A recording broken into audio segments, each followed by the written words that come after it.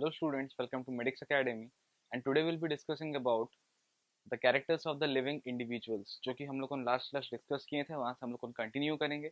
Last class में आपको growth और रिप्रोडक्शन के बारे में बोला था, जहाँ पे मैं आपको ये बोला था कि growth cannot be taken as a defining character of the living organism. Why? Because growth का जो प्रॉपर्टीज होता है, जो कि हम लोग बोलते हैं which are the twin characteristics of growth, basically increase in the mass and increase in the number of individuals can be taken as the twin characteristics of growth. उसको मैं वहाँ पे गलत प्रूफ किया था कि वो जो होता है वो आपका लिविंग इंडिविजुअल्स में प्रोमिनेंट है बोल के। इसीलिए मैं बोला था कि आपका नॉन लिविंग इंडिविजुअल्स में भी ग्रोथ हो रहा है, जो कि हम लोगों ने बोले थे कि जो सैंड ड्यून्स वाला हम लोगों ने एग्जांपल लिए थे, वहाँ पे हम देखे थे कि जो मास है वो एक्सटर्नली इंक्रीज हो रहा है। So I have like discussed about that growth cannot be taken as a defining character of living organisms. Next हम लोग रिप्रोडक्शन में आए थे। मैं बोला था कि इसको प्रूव करने का तरीका क्या है। इसको गलत प्रूफ करने का एक ही तरीका है कि अगर मैं ये प्रूफ कर दूं कि नॉन लिविंग इंडिविजुअल्स में रिप्रोडक्शन होता है, जो कि नेक्स्ट टू इम्पॉसिबल है, या फिर मैं अगर ऐसे प्रूफ करूं कि हर लिविंग इंडिविजुअल्स में रिप्रोडक्शन नहीं होता है, जहाँ पे हम लोगों ने एग्जांपल्स लिए थे आपका ट्रांसजेंडर लाइक जो इंडिविजुअल्स, एंड आप बोल सकते हो इनफर्टाइल ह्यूमन कपल्स, उसको भी हम लोग कंसिडर किए थे, जहाँ पे हम देखते थे कि इन ऑर्गेनिजम्स में, इन इंडिविजुअल्स में क्या होता है, रिप्रोडक्शन प्रोमिनेंट नहीं है। So reproduction cannot be taken as a defining character of these individuals or the living organisms. Next we'll be dealing with the metabolism. Okay, metabolism क्या है? Metabolism can be represented as the sum total of all the chemical reaction, all the chemical reactions. Body में जितना भी chemical reaction हो रहा है, या body में जितना भी बायोकेमिकल रिएक्शंस हो रहा है, उन सबको मैं अगर कंसिडर करूंगा, then they come under the category of metabolism. और अगर उन रिएक्शंस को मैं अगर जोड़ूंगा, देन मैं देखूंगा कि जो मेटाबॉलिज्म है, जो मेटाबॉलिक रिएक्शंस है, वो दो कैटेगरीज में क्लासिफाइड होके है। ओके, आपका पहला कैटेगरी है catabolism, and the next one is called as anabolism. Okay, catabolism मतलब डिस्ट्रक्टिव प्रोसेस है। क्या है ये? These are the destructive process. Okay, और एनाबॉलिज्म मतलब कंस्ट्रक्टिव प्रोसेस। जैसे अब मान के चलो, जो रिएक्शंस हो रहा है, जो केमिकल रिएक्शंस हो रहा है, वो दो तरह का होगा एक्चुअली। या तो एक में क्या होगा कि जो रॉ मटेरियल्स है वो टूट के कुछ और प्रोडक्ट बनाएगा। ओके, एक टाइप का रिएक्शन क्या हो सकता है कि रॉ मटेरियल्स है आपके पास में, ओके, मतलब आपके पास सबस्ट्रेट है, वो टूटेगा और कुछ दूसरे प्रोडक्ट में फॉर्म करेगा। या दूसरे तरह का रिएक्शन आप बोल सकते हो, जहाँ पे आपके पास में कुछ रॉ मटेरियल्स है, वो जुड़ेगा और कोई एक प्रोसेस फॉर्म करेगा। सो जहाँ पे रॉ मटेरियल्स या आपका जो सबस्ट्रेट टूट रहा है, so that process is a destructive process, and those processes are basically the catabolic process, and the type of reactions are the catabolic reactions। और जो प्रोसेस में हम बोल सकते हैं कंस्ट्रक्टिव प्रोसेस है, जहाँ पे कि हमारे पास में कुछ रॉ मटेरियल्स है, और उन रॉ मटेरियल्स को कंसिडर करके, उन रॉ मटेरियल्स को लेके हम क्या कर रहे हैं, कुछ फॉर्मेशन कर रहे हैं, कोई एक प्रोडक्ट का फॉर्मेशन कर रहे हैं, then that is called as anabolism, and the type of reactions are called as anabolic reactions। जैसे कैटाबॉलिज्म का एग्जांपल है आपका रेस्पिरेशन। जैसे कैटाबॉलिज्म का आपका एग्जांपल है रेस्पिरेशन। ओके, मतलब it is a destructive process, जहाँ पे जो ग्लूकोज होता है उसको हम लोग तोड़ते हैं और उससे एटीपी निकलता है। whereas your anabolic प्रोसेस, जो कि आपका कंस्ट्रक्टिव प्रोसेस है, इसका एग्जांपल है फोटोसिंथेसिस, जहाँ पे हमारे पास में रॉ मटेरियल्स है like carbon dioxide, like water, और उनसे हम लोग क्या करेंगे, सनलाइट और क्लोरोफिल के प्रेजेंस में हम लोग क्या फॉर्म करेंगे, C6H12O6 plus 6 molecules of water plus 6O2। यहाँ पे आपको समझ में आ रहा है? सो बेसिकली बोलने का मतलब क्या है कि आपका जो फोटोसिंथेटिक रिएक्शंस होता है, देखिए इसमें मैं रॉ मटेरियल्स यूज कर रहा हूँ और मेरा मेन प्रोडक्ट क्या फॉर्म हो रहा है, ग्लूकोज। ठीक है,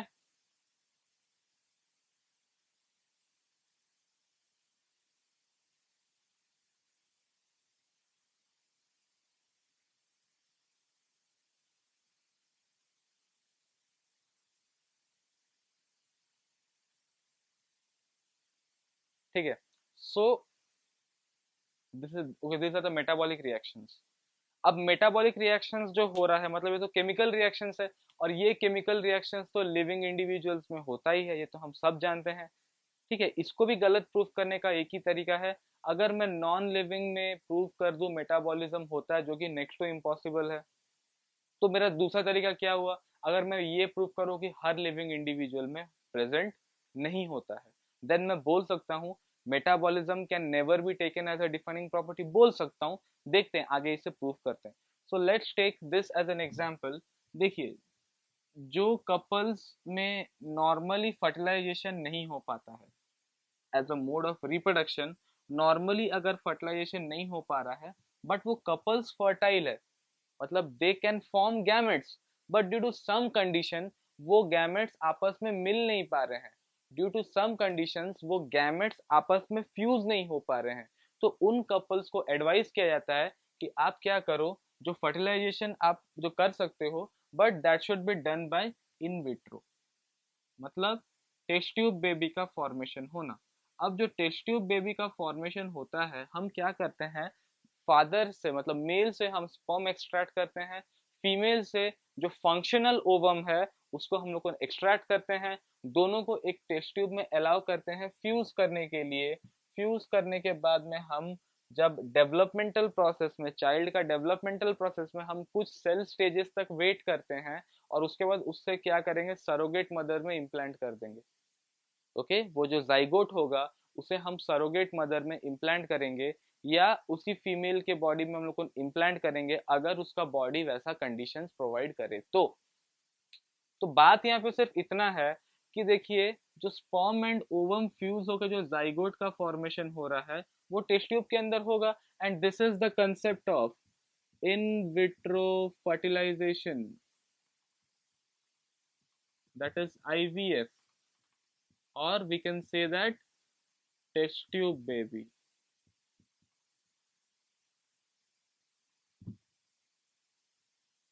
यही कंसेप्ट है उसका। ठीक है, अब मैं आपको क्वेश्चन करता हूँ, टेस्ट ट्यूब बेबी में there is a reaction between sperm and ovum, मतलब ओके, तो ये जो फर्टिलाइजेशन कॉज करेगा, so reaction, there is a reaction between sperm and ovum. अब खुद बोलिए, ये जो रिएक्शंस है, सिंस ये लिविंग सेल्स को पार्टिसिपेट कर रहा है, because sperm is a living cell, ovum is a living cell, since ये रिएक्शन आपका स्पर्म एंड ओवम को पार्टिसिपेट करवाएगा, then this is a living reaction. ठीक है, मतलब क्या इस रिएक्शन को मैं लिविंग रिएक्शन बोल सकता हूँ? Yes sir. क्या इस स्पेसिफिक रिएक्शन को मैं मेटाबॉलिक रिएक्शन बोल सकता हूँ? Yes sir, because these are the metabolic reaction, these are the living reaction, constructive process है ना, ये कंस्ट्रक्टिव प्रोसेस है, ये एक एनाबॉलिक प्रोसेस है। ओके, जहाँ पे क्या हो रहा है, जाइगोट का फॉर्मेशन होगा। ठीक है, सो क्या इसे मैं मेटाबॉलिक रिएक्शन बोल सकता हूँ? यस। क्या ये मेटाबॉलिक रिएक्शन टेस्ट ट्यूब के अंदर हो रहा है? Yes sir. मतलब क्या स्पर्म एंड ओवम का रिएक्शन के बीच में जो रिएक्शन हो रहा है जिससे जाइगोट बन रहा है, क्या वो मेटाबॉलिक रिएक्शन है? Yes sir. क्या वो टेस्ट ट्यूब के अंदर होगा? Yes sir. क्या टेस्ट ट्यूब लिविंग है? No sir. क्या टेस्ट ट्यूब के अंदर मेटाबॉलिक रिएक्शन हो रहा है? Yes sir. मतलब लिविंग के, मतलब जो आपका लिविंग रिएक्शन है, क्या वो नॉन लिविंग के अंदर हो रहा है? Yes sir. इसका मतलब नॉन लिविंग के अंदर में क्या मेटाबॉलिक रिएक्शन हो रहा है? Yes sir. देख के तो भाई वही लग रहा है, because the reaction between sperm and ovum is a metabolic reaction, and वो रिएक्शन किसके अंदर हो रहा है? एक नॉन लिविंग एंटिटी के अंदर। तो नॉन लिविंग के अंदर तो रिएक्शन हो रहा है ना, समझ में आ रहा है? अब बताओ, can metabolism be taken as a defining property of living organism? रखते हैं ये क्वेश्चन को ऐसे ही, आगे फिर डिस्कस करेंगे, ये थोड़ा पर्सपेक्टिव इसमें चेंज करना है, ये क्वेश्चन को होल्ड पे रखते हैं। यहाँ पे कंफर्म नहीं कर रहा हूँ कि metabolism can never be taken, confirm नहीं कर रहा हूँ, होल्ड पे रखते हैं। हम लोग आते हैं दूसरे टॉपिक पे, that is consciousness. Okay, consciousness का मतलब क्या है? The ability of an organism to respond to an external stimuli. ठीक है, एक ऑर्गेनिज्म का रेस्पॉन्स टुवर्ड्स एक्सटर्नल स्टिम्युलाई। ठीक है, एक्सटर्नल स्टिम्युलस के तरफ ऑर्गेनिज्म का रेस्पॉन्ड क्या होगा? जैसे फॉर एग्जांपल कोई भी आपके तरफ कोई भी एक ऑब्जेक्ट थ्रो करे, तो ऑटोमेटिकली आपका आईज क्लोज हो जाता है, that is your response. Okay, जो रेस्पॉन्स जनरेट होता है that is all because of a stimulus. Stimulus के हिसाब से रेस्पॉन्स जनरेट होगा बॉडी में, जैसा स्टिम्युलस है वैसा रेस्पॉन्स जनरेट होगा। What is a stimulus? It is an external disturbance. एक एक्सटर्नल डिस्टर्बेंस होता है, और उस एक्सटर्नल डिस्टर्बेंस की वजह से बॉडी में कुछ क्या होता है आपका। देखिए, stimulus can be external, can be internal. Okay, ऐसा नहीं कि सिर्फ एक्सटर्नल होगा, it can be external, it can be internal. External disturbance हो सकता है, इंटरनल डिस्टर्बेंस हो सकता है, और उसके वजह से बॉडी के अंदर में क्या होगा? रेस्पॉन्स जनरेट होगा, उस रेस्पॉन्स को बाहर एक्सप्रेस करना है। सो consciousness shows that you are responding to external stimulus. Consciousness shows you are responding to external stimulus और internal stimulus। आप अपना बॉडी का रेस्पॉन्स शो करते हो, that means you are living. मैं इस पेन को अगर बोलूंगा बेटा घूम चल खा पी, तो ये काम नहीं करेगा, because it is not showing any kind of response. Okay, so consciousness तो भाई आप बोलो सर आप 3 पॉइंट प्रूव कर दिए, ग्रोथ को प्रूव कर दिए, रिप्रोडक्शन को प्रूव कर दिए, मेटाबॉलिज्म को जबरदस्ती प्रूव कर दिए कि that is not a character. Consciousness तो आप प्रूव कर ही नहीं सकते हो, it's not possible to prove. अरे लिविंग ऑर्गेनिजम्स ना रिस्पॉन्ड कर रहा है भाई, नॉन लिविंग कैसे रिस्पॉन्ड करेगा? और आप तो ये नहीं बोल सकते कि हर लिविंग तो रिस्पॉन्ड नहीं करेगा, जैसे बाकी सब में जैसे प्रूफ किए कि हर लिविंग रेस्पॉन्ड नहीं कर रहा है, यहाँ पे तो आप प्रूव नहीं कर सकते हो। Is it so? Let's see that. Okay, जो पर्सन कोमा में होता है, जो पेशेंट्स कोमा में होते हैं उनका ब्रेन डेड होता है। ठीक है, उनका ब्रेन कंप्लीटली डेड होता है। या जो पेशेंट आप मान लीजिए फुल्ली पैरालाइज्ड है, कंप्लीटली पैरालाइज्ड है। ओके, आपको पता चला कि आपका कोई एक दुश्मन का एक्सीडेंट हो गया, चलो मान के चलो। ठीक है, वो दुश्मन का एक्सीडेंट जैसे हुआ, आप मन ही मन खुश हो रहे हो कि चलो बहुत अच्छा हुआ, मतलब एक टेंशन गया, चलो लाइफ में उसका एक्सीडेंट हो गया, मैं बहुत खुश हूँ। ऐसा कोई सोचेगा नहीं, but still let's take it as an example, right? किसी का एक्सीडेंट हो गया, आपको फोन आया, खबर मिला कि the body is fully paralysed. आप हॉस्पिटल गए उसको देखने के लिए। ठीक है, कंप्लीटली पैरालाइज, सिर्फ उसका आंख मूव कर रहा है। आप उसके बॉडी में कोई भी एक्सपेरिमेंट या स्टंट अगर उसके बॉडी में करते हो, क्या वो रेस्पॉन्ड करेगा? सोच के देखिए। तो गरम गरम चाय उसके बॉडी में डाल दिए सपोज, तो गरम पानी उसके बॉडी में डाल दे हो, ओके, तो क्या वो रेस्पॉन्ड कर रहा है? क्या वो जो पर्सन है क्या वो रेस्पॉन्ड करेगा? नहीं करेगा। अगर वो रेस्पॉन्ड नहीं कर रहा है, वो अगर अपना एक्सप्रेशन शो नहीं कर रहा है, वो अगर रेस्पॉन्ड नहीं कर रहा है, तो क्या आप उसे लिविंग बोल सकते हो? लिविंग तो है भाई, इतना तो समझ में आता है कि वो लिविंग है। मतलब वो ऑर्गेनिज्म, क्या वो रेस्पॉन्ड करेगा? नहीं। क्या उसमें कॉन्शियसनेस शो हो रहा है? नहीं। बिकॉज अगर रेस्पॉन्स नहीं दे रहा है, जैसे ये पेन को मैं बोलूंगा रेस्पॉन्ड करने, क्या ये रेस्पॉन्ड करेगा? नहीं। वैसे जो पेशेंट कोमा में है या जो पेशेंट पैरालाइज्ड है, क्या वो रेस्पॉन्ड करेगा? नहीं। बट क्या वो लिविंग है? Yes, they are living. But क्या वो रेस्पॉन्ड कर रहा है? नहीं। मतलब वो लिविंग हो के भी रेस्पॉन्ड नहीं कर रहा है, वो लिविंग हो के भी रेस्पॉन्ड नहीं कर रहा है। तो क्या consciousness can be taken as a defining property of living organism, और can consciousness be taken as a unique property of living organism? सोचिए, this is the actual biology, a bit of technicalities, a bit of understanding, जहाँ पे आप समझते हो। It's not about memorizations, okay? It's not about like learning. It's all about कि आप कितना सीख रहे हो इससे, आप कितना उसे एनालाइज कर रहे हो, कितना फील कर रहे हो. दिस चैप्टर डिमांड्स, और every topic of biology demands explanation, जिसमें आपको कंप्लीटली इमर्स होना है उसके अंदर. देखिए, मेटाबॉलिज्म एंड कॉन्शियसनेस आपका लास्ट होप था, आपके माइंड में था कि हाँ सर ये तो होना ही होना है, this can be taken as a defining character, but still those are not. ऐसा मैं बोला हूँ क्या, मैं अब तक कंफर्म किया हूँ कि metabolism and consciousness are not taken as a defining character? नहीं, कंफर्म नहीं किया, because metabolism and consciousness are the defining properties of living. कैसे उसे प्रूव करते हैं, देखिए यहाँ पे देखने का नजरिया अलग है. ओके, यहाँ पे देखने का नजरिया अलग है.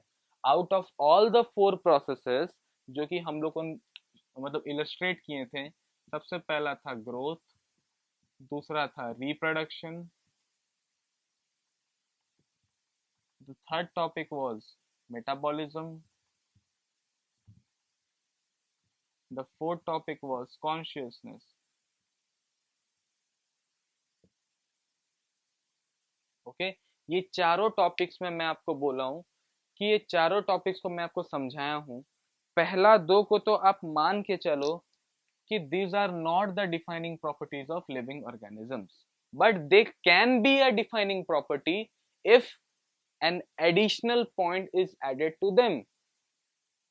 110% नॉर्मली अगर देखा जाएगा तो these are not the defining properties, but 110% metabolism and consciousness can be taken as a defining property, क्योंकि हम जिस नजरिया से देख रहे थे, हम जिस वे में इसको समझ रहे थे, चीजें कुछ डिफरेंट है. एक्चुअली मैं अभी समझाता हूँ ये क्या है.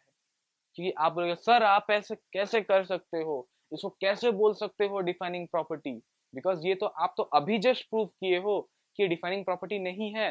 जैसे यहाँ पे आप टेस्ट ट्यूब का एग्जाम्पल लिए हो, इन विट्रो फर्टिलाइजेशन का एग्जाम्पल लिए हो, यहाँ पे आप मतलब पैरालिसिस या कोमा पेशेंट्स का एग्जाम्पल लिए हो, लिया हूँ, लेकिन देखने का नजरिया अलग है. मैं आपको समझाता हूँ, लेकिन सबसे पहले ये 2 पॉइंट्स क्लियर करता हूँ. देखिए, growth and reproduction can never be taken as a defining property of living organism. That is completely true. But they can be taken as a defining property if a situation is added to it. अगर एक situation में add करता हूँ, एक condition में add करता हूँ, then they can be taken as a defining property. क्या है वो condition देखते हैं. ग्रोथ में मैं आपको किस पॉइंट से गलत प्रूफ किया था उसी पॉइंट को पकड़ते हैं. सैंड ड्यून वाला एग्जांपल दिया था, राइट? तो सैंड ड्यून में क्या हो रहा है, सैंड आके एक्यूमुलेट होता है चारों तरफ. सैंड ड्यून्स में क्या हो रहा है, सैंड आके चारों तरफ में एक्यूमुलेट हो रहा है, और जिसके वजह से इसका हाइट इंक्रीज हो रहा है, ये मैं आपको बताया था. ठीक है, आप देखिए यहाँ पे जो ग्रोथ हो रहा है वो एक्सटर्नल ग्रोथ है. जो ग्रोथ हो रहा है वो external growth, can be internal, can be external. भाई ह्यूमन बींग्स में क्या होता है, इंटरनल ग्रोथ होता है. सेल्स का नंबर इंक्रीज कर रहा है, मानता हूं, मास इंक्रीज कर रहा है, एक्सेप्टेबल, लेकिन इंटरनल की एक्सटर्नल, ऐसे बाहर में निकल रहा है क्या आपके बॉडी में? नहीं, दैट इज इंटरनल ग्रोथ. लेकिन अगर इन सैंड ड्यून्स को मैं अगर कंसिडर करूंगा तो इनमें जो ग्रोथ हो रहा है दैट इज बाय एक्यूमुलेशन, और इसको हम लोग बोलते हैं एक्रीशन. ओके, एक्यूमुलेशन और एक्रीशन के वजह से ग्रोथ हो रहा है. So this growth is basically the external growth. तो अगर ग्रोथ के पॉइंट में मैं अगर ऐड कर देता हूं internal growth, ie internal growth अगर ऐड कर देता हूं, तो अब बताओ, can this be taken as a defining character? Yes, it can be taken as a defining character. It can be taken as a unique character of living organism if internal growth is considered. अगर internal growth को consider करूं तो हम बोल सकते हैं भाई ये आपका डिफाइनिंग प्रॉपर्टी है. वैसे रिप्रोडक्शन में किस पॉइंट से मैं गलत प्रूफ किया था, आप उसी पॉइंट को पकड़ो. जैसे मैं बोला था इनफर्टाइल ह्यूमन कपल्स, या फिर मैं आपको बोला था ट्रांसजेंडर स्पीसीज. तो चाहे वो इनफर्टाइल ह्यूमन कपल हो, चाहे वो ट्रांसजेंडर स्पीसीज हो, उनमें एक ही पॉइंट लैकिंग था, that is non ability of formation of gamete. मतलब जो एबिलिटी होता है फॉर्मेशन ऑफ गैमेट वो नहीं था, गैमेट्स फॉर्म नहीं हो पा रहा था। तो मैं अगर रिप्रोडक्शन में अगर एक पॉइंट ऐड करूं कि formation of gametes, if this is a compulsory thing, fog formation of gametes, अगर फॉर्मेशन ऑफ गैमेट्स को मैं कंसिडर करूंगा, then reproduction can also be taken as a defining property of living organism। नहीं बोल सकते हम उसको, ओके जब तक हम लोग फॉग ऐड नहीं करते हैं, ओके मतलब फॉर्मेशन ऑफ गैमेट्स जब तक हम लोग लेते नहीं है, रिप्रोडक्शन को डिफाइनिंग प्रॉपर्टीज हम कैसे बोलेंगे। तो ये दोनों बुक में दिया, मतलब ये दोनों ऑलरेडी पॉइंट्स में कहीं मेंशन नहीं है। सो हम नॉर्मली बोलेंगे if growth and reproduction are considered then they cannot be taken as a unique property और डिफाइनिंग प्रॉपर्टी। लेकिन कहीं पे क्वेश्चन अगर आता है कि एक्सटर्नल ग्रोथ को अगर, सॉरी इंटरनल ग्रोथ को मैं अगर कंसिडर करूंगा, then obviously that become a defining property. Reproduction में मैं अगर फॉर्मेशन ऑफ गैमेट्स को कंसिडर करूंगा, then obviously that can be taken as a defining property. But metabolism and consciousness are the defining properties. कैसे? Metabolism में कौन सा point choose किया था, आप उसको एनालाइज करो, कौन सा पॉइंट पे मेटाबॉलिज्म में चूज किया था। It's all about the test tube baby वाला point, right? So if I'll consider this test tube baby, right? अगर मैं टेस्ट ट्यूब बेबी को कंसिडर करता हूँ, जो आपका लिविंग रिएक्शंस हो रहा था वो टेस्ट ट्यूब के अंदर हो रहा था। तो देखो मैं बोला देखने का नजरिया अलग है। आप टेस्ट ट्यूब में खड़ा होके देख रहे हो, तब आप बोल रहे हो कि भाई this test tube is non living. Non living के अंदर में लिविंग रिएक्शन हो रहा है, मतलब नॉन लिविंग के अंदर में मेटाबॉलिज्म हो रहा है, इसलिए मेटाबॉलिज्म को हम कैरेक्टर ले नहीं सकते। आप ऐसे बोलो बिकॉज आप टेस्ट ट्यूब के बाहर हो। आपको मैं अगर टेस्ट ट्यूब के अंदर अगर रख दिया, आपको मैं अगर टेस्ट ट्यूब के अंदर रख दिया, तो ऑटोमेटिकली आप क्या देखोगे, आपके सामने लिविंग रिएक्शन हो रहा है, तब तो आप बोल सकते हो ना कि दिस इज मेटाबॉलिज्म इनसाइड, बोल सकते हो, राइट। सोचिए अब ये रूम में, सपोज ये रूम में मैं क्या कर रहा हूँ, वीडियो शूट कर रहा हूँ सपोज, ठीक है। एक पर्सन बाहर खड़ा है, उसको एक दूसरा पर्सन पूछेगा कि बेटा बोल ये जो रूम है वो लिविंग है या नॉन लिविंग है। ठीक है, ये रूम है भाई, मैं यहाँ पे वीडियो शूट कर रहा हूँ, ठीक है। एक पर्सन बाहर में खड़ा है, उसको एक और पर्सन पूछा कि भाई बता ये रूम लिविंग है या नॉन लिविंग है। इस पर्सन को तो पता नहीं है ना कि मैं रूम के अंदर में हूँ बोल के, तो ऑब्वियसली वो क्या बोलेगा, room is non living, obviously बोलेगा, ठीक है। लेकिन ये पर्सन अगर रूम के अंदर आता, फिर उसको पूछा जाता कि बता यहाँ पे लिविंग है या नॉन लिविंग है, तो वो बोलता यस सिंस सर शूट कर रहे हैं, so that is a living room actually. तो रूम के अंदर में लाइफ है, एग्जिस्ट कर रहा है। समझ में आ रहा है? तो मैं बोला देखने का नजरिया अलग है। आप अगर टेस्ट ट्यूब के अंदर जाके देखो तो लिविंग रिएक्शंस तो पास हो रहा है ना, there is no non living barrier, okay. So यहाँ पे हम लोग मैं आपको जो आपको मेटाबॉलिज्म वाला पॉइंट को मैं आपको थोड़ा घुमा के बोला था, थोड़ा ट्विस्ट कर बोला ताकि आपको समझ में आए। So metabolism is the only property, both consciousness and okay, मतलब मेटाबॉलिज्म आर द प्रॉपर्टीज जो कि लिविंग ऑर्गेनिज्म में ही होगा, नॉन लिविंग में होने का चांस ही नहीं है। So they can be taken as a defining property. Metabolism को मैं एक डिफाइनिंग प्रॉपर्टी ले सकता हूँ, ठीक है। लिविंग का एक एक्सक्लूसिव प्रॉपर्टी, एक यूनिक प्रॉपर्टी या एक डिफाइनिंग प्रॉपर्टी ले सकता हूँ। नेक्स्ट आते हैं हम कॉन्शियसनेस में। अब सोचो कॉन्शियसनेस वाला पॉइंट जो मैं प्रूव किया था, उसमें कौन सा पॉइंट को लेके मैं गलत प्रूव किया था, आप उसको सोचो। That point was basically those persons who are paralysed और दोज पर्सन्स जो कोमा में है, वो वाला पॉइंट में कंसिडर किया था। हम उसी पॉइंट को फिर से लेते हैं। जो पेशेंट सपोज पैरालाइज्ड है, आप उसके बॉडी में एक्सटर्नल स्टिमुलस दे रहे हो ना, तब ना वो रेस्पॉन्ड नहीं कर रहा है। मैं क्या बोलता, स्टिमुलस दो रेस्पॉन्ड नहीं करेगा, बट मैं स्पेसिफाई नहीं किया था कौन सा स्टिमुलस देना है। तो आप जितना भी स्टिमुलस दे, जैसे चाय डाल दिए, गर्म पानी डाल दिए, कुछ भी कंडीशन है, तो all those stimulus are the external stimulus. लेकिन आप सोचो कि आप अगर इंटरनल स्टिमुलस दोगे तो ऑब्वियसली वो रेस्पॉन्ड करेगा। जैसे उसके बॉडी में एक वायरस डाल के देखो, उसका बॉडी ऑटोमेटिकली एंटीबॉडीज बनाएगा। जो पेशेंट कोमा में था, सॉरी जो पेशेंट पैरालाइज्ड था, ओके उसका बॉडी ऑटोमेटिकली एंटीबॉडीज का फॉर्मेशन करेगा। आप अगर उसके अंदर कोई भी पैथोजन या फॉरेन पार्टिकल अगर इंसर्ट करोगे, वो ऑब्वियसली उसका इम्यून सिस्टम रेस्पॉन्ड करेगा, and that shows consciousness. Okay because consciousness में क्या था, the ability to respond to an external और इंटरनल स्टिम्युलस। तो एक्सटर्नल स्टिम्युलस को रेस्पॉन्ड नहीं कर रहा है, ठीक है, इंटरनल को तो रेस्पॉन्ड कर रहा है ना। क्यों? बिकॉज एक्सटर्नल स्टिम्युलस के वजह से जो रिसेप्टर्स है वो ब्लॉक्ड होके है। अरे जो पेशेंट पैरालाइज्ड है उसका स्किन में जो रिसेप्टर्स है वो ब्लॉक्ड है, वो रिसेप्टर्स एक्टिवेट नहीं होंगे तो इन्फॉर्मेशन रिसीव नहीं करेंगे, और अगर इन्फॉर्मेशन रिसीव नहीं करेंगे तो पास कैसे करेंगे? अगर पास नहीं कर रहे हैं तो वो ऑर्गेनिज्म रेस्पॉन्ड कैसे करेगा? आप ये सोचो ना, this is the condition actually. Okay so अगर एक्सटर्नल स्टिमुलस प्रोवाइड करे तो वो रेस्पॉन्ड करेगा। Like a patient is in coma, अरे बेटा कोमा में है, दैट डजंट मीन कि मर गया है, उसका ब्रेन डेड है, दैट डजंट मीन कि उसका बॉडी में कोई कुछ काम नहीं कर रहा है, उसका इम्यून सिस्टम काम कर रहा है, उसके बॉडी में ब्लड फ्लो कर रहा है, ओके एवरीथिंग इज वर्किंग। सो अगर इंटरनल स्टिमुलस अगर जनरेट किया जाएगा तो automatically that person will respond. Okay so this was okay all about the metabolism and consciousness। hence अपना नजरिया बदलने से आपको समझ में आएगा metabolism and consciousness can be taken as a defining property of living organism.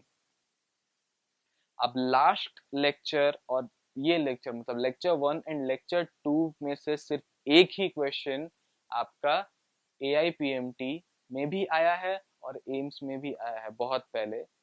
ये चारों पॉइंट्स दिया था, which characters are the exclusive characters और unique characters of living organism. तो अगर आता है name the characters which are the unique characters of living organism, या defining characters of living organism, या exclusive character of living organism, मैं चार options देता हूँ। सबसे पहला है ग्रोथ, दूसरा है मेटाबॉलिज्म, रिप्रोडक्शन, कॉन्शियसनेस, एंड ई में आएगा both,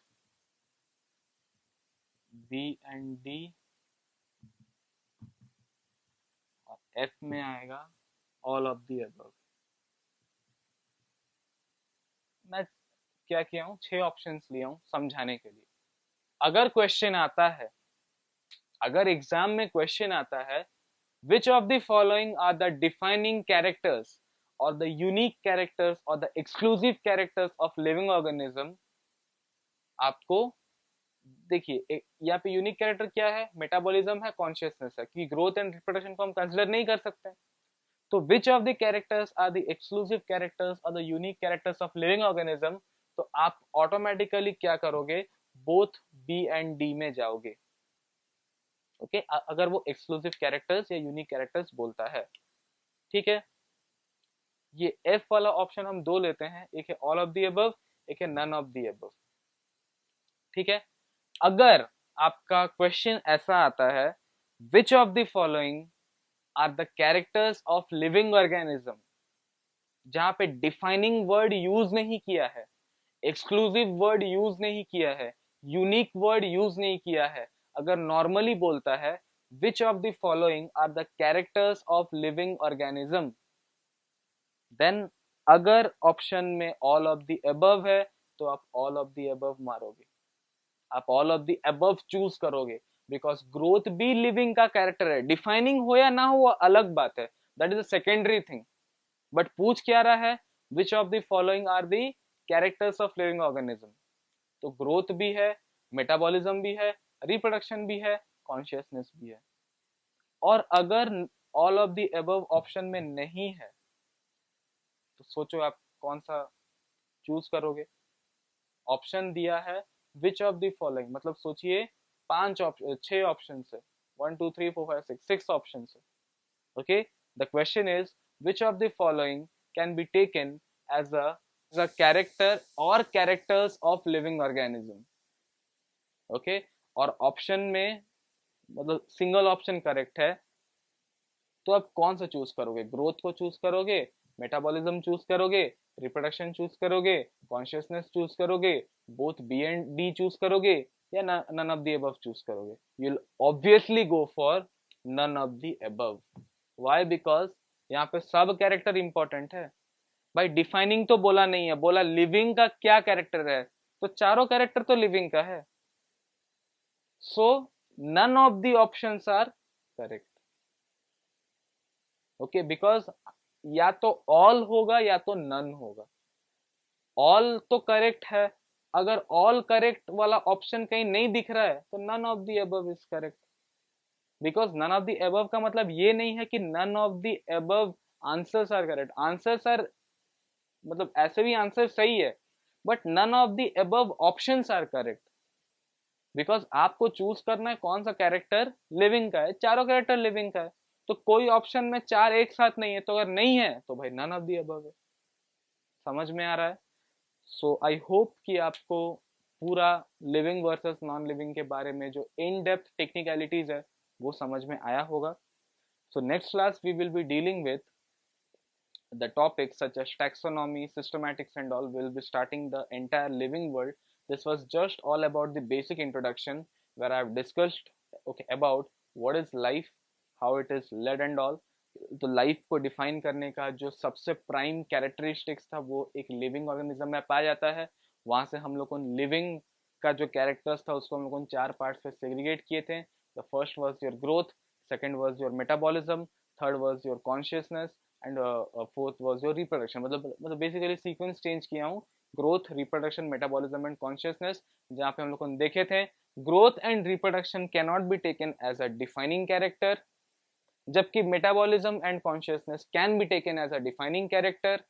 but growth, reproduction, metabolism and consciousness all are the characters of living organism। But अगर एक्सक्लूसिव या डिफाइनिंग कैरेक्टर बोला जाएगा तो बेटा आंख बंद करके मारना है, कौन सा नहीं, आंख खोल के टिक करना। Okay, metabolism and consciousness, because these are the defining properties of living organism. So I hope this is clear to you. Thank you everyone. Have a good day.